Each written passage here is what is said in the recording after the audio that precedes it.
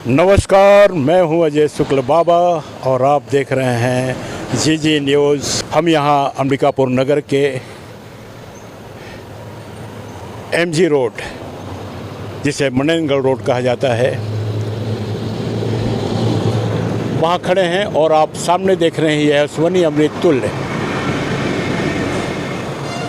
जहां चाय की चुस्कियों के बीच तरुणाई खिलखिलाती है, यौवन का उमंग अपने चरम पर होता है। आइए चलें इसके भीतर और देखते हैं यहाँ का माहौल कैसा है।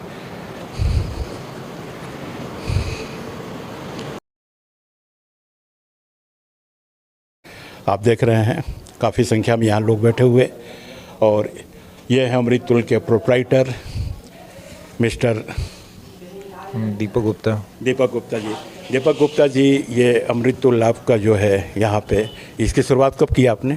इसकी शुरुआत हमने की मार्च 2021 में। 2021 में। इसके पहले आप क्या करते थे?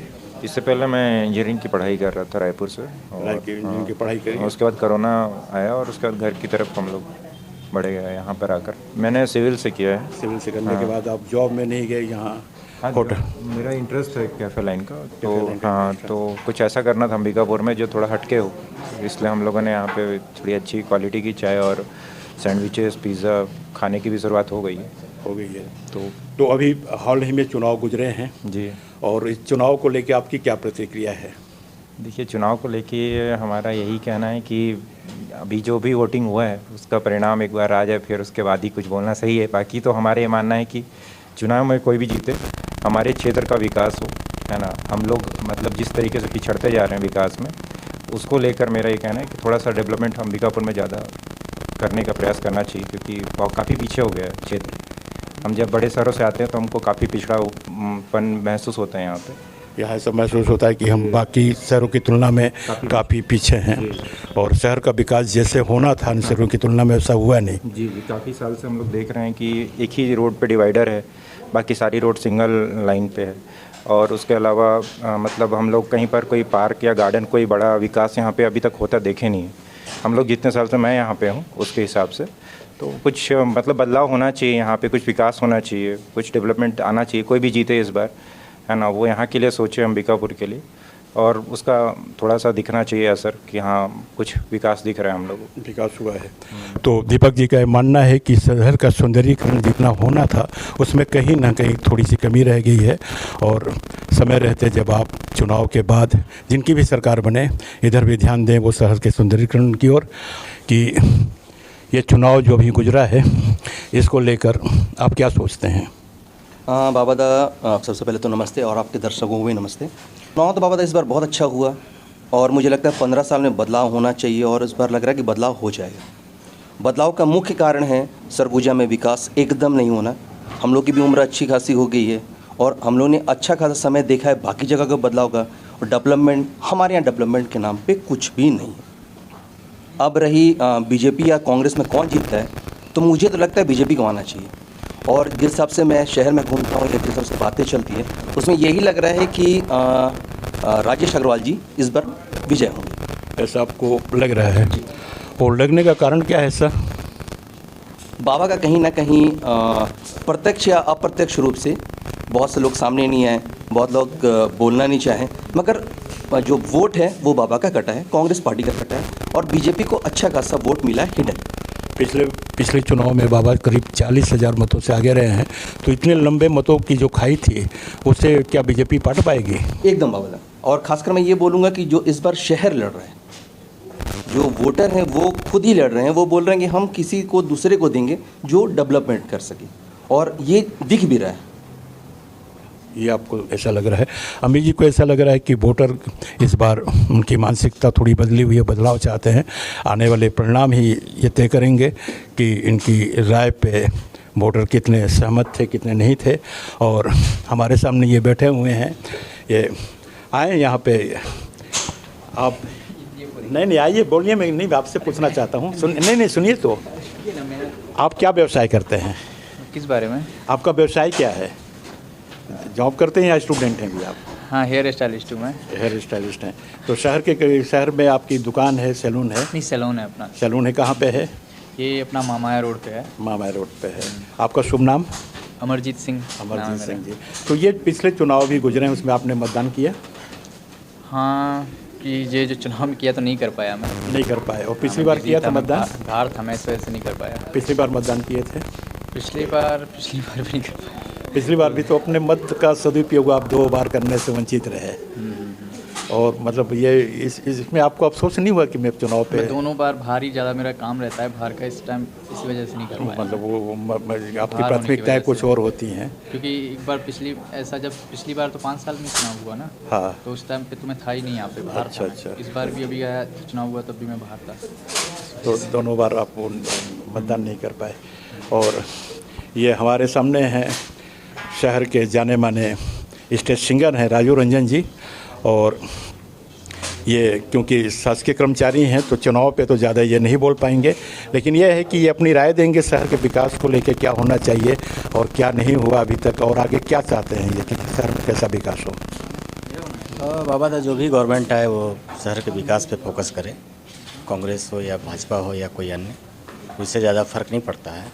आम पब्लिक को जो फ़ायदा हो, शहर का विकास हो, डेवलपमेंट ही आज जनता चाहती है, वही हो, वही मेरी मंशा भी है कि जो भी है वही करे। तो राजू रंजन जी, क्योंकि आप एक बहुत अच्छे सिंगर हैं और शहर में आपका एक जाना माना नाम है, तो हमारे यहाँ बहुत सारे ये साथी बैठे हुए हैं, 1-2 गीत क्या आप सुना सकते हैं? वैसे तो मैं आपको कई गाने सुना सकता हूँ, पर तो कुछ मुखड़े गीतों के आप सुनाएं हमारे। 2 लाइन जो भी आप बोलेंगे तो मैं अपने भाइयों के सामने अपनी मेहनत को बता सकता हूँ। आप तो स्टेज सिंगर और ज़्यादातर फिल्मी गाने ही सुनना पसंद करते हैं या गाते हैं? नहीं, गाना सुनना तो सभी तरह का गाना सुनना पसंद करते हैं, लेकिन प्लेबैक सिंगिंग मेरा शौक़ है और बचपन से मैं गाते रहा हूँ।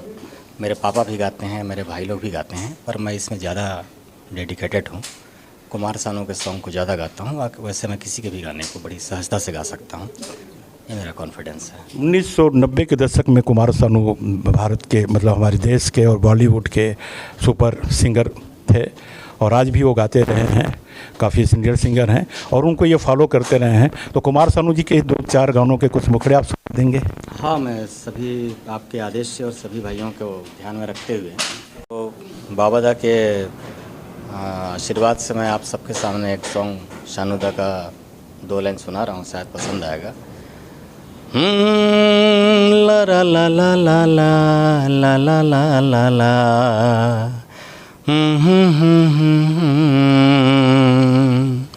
हो ला ला ला ला ला ला ला ला ला ला ला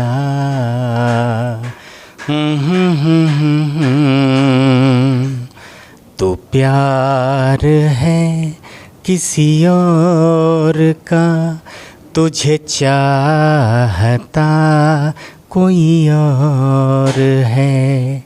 तो प्यार है किसी और का, तुझे चाहता कोई और है। तू पसंद है किसी और की, तुझे मांगता कोई और है। तो प्यार है किसी और का, तुझे चाहता कोई और है। तालियां, बहुत सुंदर। और आप यहाँ देखें काफ़ी लोग बैठे हुए हैं, युवा वर्ग के लोग, और ये अमृतुल का हॉल है, फैमिली हॉल है और आज काफ़ी रात देर हो चुकी है तो अभी कस्टमर बहुत कम हैं यहाँ पे, लेकिन जब हम इसके चरम पे आते हैं सायकाल तो उसमें काफ़ी रौनक होती है यहाँ पे।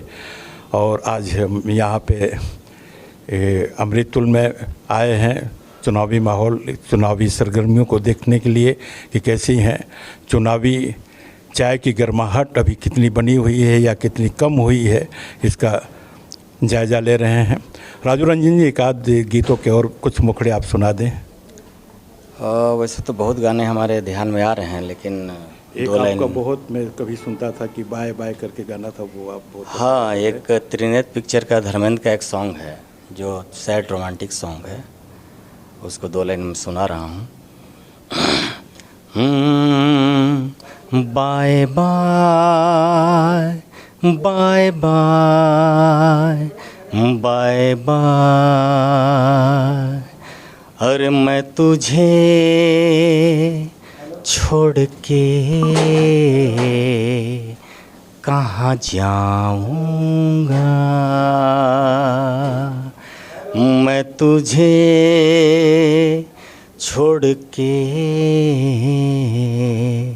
कहाँ जाऊँगा, मेरे भोले सनम तेरे सर की कसम, जाके जल्दी ही मैं लौट आऊँगा, मैं तुझे छोड़ के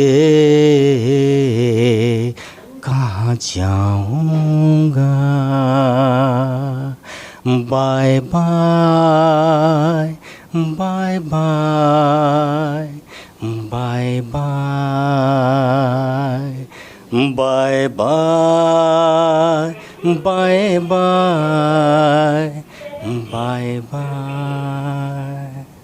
राजू रंजन जी, आप एक जागरूक नागरिक हैं और शहर के अच्छे सिंगर हैं। तो अभी जो विधानसभा के चुनाव हुए हैं, इसमें जितने भी राजनीतिक दलों ने घोषणाएं की, उसमें संगीत के संवर्धन के लिए, विकास के लिए, संरक्षण के लिए कोई घोषणा नहीं हुई। तो ऐसी कोई घोषणा होनी थी? आप चाह रहे थे कि ऐसी कोई घोषणा होनी चाहिए थी? हाँ बिल्कुल बाबा दास, शहर के जो युवा कलाकार हैं उनके लिए कोई भी पार्टी ने किसी भी तरह का कोई संज्ञान नहीं लिया है। जैसा कि छत्तीसगढ़ में एक ही यूनिवर्सिटी है, इंदिरा संगीत यूनिवर्सिटी, आज जो भी है जो हमारे लोग हैं, हमारे जो भाई लोग हैं, वो खैरागढ़ में एमपी में जाके अपना स्टडी तो आप करते चाहते हैं हैं। कि आदि यूनिवर्सिटी मैं ये चाहता हूँ कि छत्तीसगढ़ में भी, चाहे किसी की भी सरकार है, छत्तीसगढ़ में भी हम सभी युवाओं के लिए उनके उसके लिए संगीत जो है, यूनिवर्सिटी संगीत की यूनिवर्सिटी होना चाहिए जी। और यहाँ हमारे लोक संगीत हैं, उनको हाँ, भी संरक्षण मिले, उसके यहाँ लिए लोगों को मोटिवेट करने में, थोड़ा सिखाने में थोड़ा मदद मिलेगा, थोड़ा और ग्रो करेंगे वो, और हम सब बहुत काफ़ी चीज़ सीखेंगे उनसे। और संगीत यूनिवर्सिटी नहीं तो कम से कम एक संगीत महाविद्यालय की स्थापना तो होनी थी। जी अवश्य होना चाहिए, सहमत हूँ बाबा। और ये राजू रंजन जी थे, शहर के युवा और बहुत अच्छे संगीत के जानकार, संगीत के गायक भी रहे ये, और ये पेशे से प्रधान पाठक हैं। बच्चों को संगीत के लिए प्रेरित भी करते हैं। पाठ्यक्रम के विषयों के अलावा भी ये संगीत पे इनका विशेष ध्यान रहता है। और यहाँ आप देख रहे हैं कि शहर के कई युवा यहाँ अमृततुल में, ये अमृततुल के यहाँ चाय की चुस्कियाँ लेने और उनमें अपने जीवन को चाय की चुस्कियों में डुबोते हुए, और जो इनको पार्ट टाइम मिलता है, समय मिलता है अपनी दिनचर्या से, तो यहाँ युवा एकत्रित होते हैं और अपना मतलब ये यौवन का जो काल है उसको भरपूर उत्साह के साथ यहाँ जीते हैं। ये शहर के युवा लोग हैं यहाँ पे काफ़ी। आप लोग की युवाओं की क्या अपेक्षाएं हैं अभी सरकार, आने वाली सरकार से? हमको सिर्फ रोज़गार चाहिए। रोजगार? बिल्कुल। मेरे जितने भी, जैसे मैं विद्युत विभाग में हूँ, ठीक है, तो मेरे जितने भी कर्मचारी हैं, अपन छत्तीसगढ़ में लगभग 6000 कर्मचारी हैं, और अंबिकापुर सरगुजा संभाग में अपन कम से कम 500-600 लोग हैं। तो जिसमें हम लोगों, जब बाबा की सरकार थी तो हम लोगों ने उनको बोला था कि आप हमको नियमितीकरण कर दीजिए। जब भूपेश बघेल थे, जब उनकी जब ऊर्जा मंत्री जब भूपेश बघेल थे, तो हम लोगों ने उनसे बात भी किया था इस बारे में। तो उन्होंने कहा था कि हम इसके बारे में प्रस्ताव रखेंगे, संज्ञान करेंगे, सारा चीज़ करेंगे, बट उन्होंने हमारे लिए कुछ भी नहीं किया। तो अब ये 22 जी अगर उनकी सरकार बनती है तो ये अपेक्षाएं आप उनसे रखेंगे? बिल्कुल रखेंगे। मैं सीमेंट कंपनी में काम करता हूँ। कंपनी में काम करते हैं। तो आप इस विधानसभा चुनाव के परिप्रेक्ष्य में आपकी दृष्टि कहाँ तक जाती है कि आप क्या सोचते हैं कि किसकी सरकार बन सकती है, किसकी नहीं बन सकती है, और जिसकी सरकार बनेगी उन सरकार से आपकी क्या अपेक्षाएं होंगी?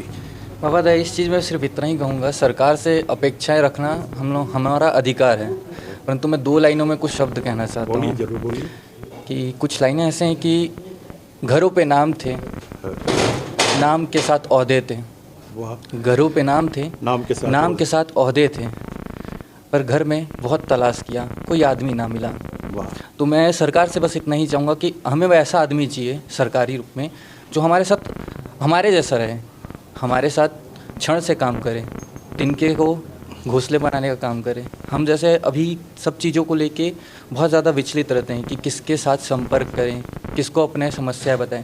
वो समस्या सुनने के लिए लोगों के पास मिलने के लिए जाना पड़ता है, और मिलने के लिए सबके पास एक रास्ते के थ्रू जाना पड़ता है। वो रास्ता ना अंत नहीं उसका, क्योंकि वो लाइन से कटे रहते हैं। पर वैसा आदमी कोई हमें मिले जो हमारे साथ रास्ते पे मिले, तो जिससे हमारे को एक ऐसा लगे कि जिन्हें हम नेतृत्व किए वो अपना प्रतिनिधि है, वो हमारे साथ क्षण से जुड़ा हो। अभी क्या होता है कि जिसे हम अपना प्रतिनिधि सुनते हैं, और ये हमारी वीआईपी कल्चर जो है, ये वीआईपी व्यवस्था जो है, वो ज़मीनी लोगों से उन्हें काट के अलग कर देती है, और वो जो ज़मीन के लोग हैं उनके बीच आ नहीं पाते, उस धरातल पे खड़े नहीं हो पाते, वो एक अलग व्यवस्था में चले जाते हैं, कि अलग व्यवस्था बन जाती है, और जिसके कारण आम जनता को दिक्कतें होती हैं उनसे संपर्क साधने में, उन तक पहुंचने में।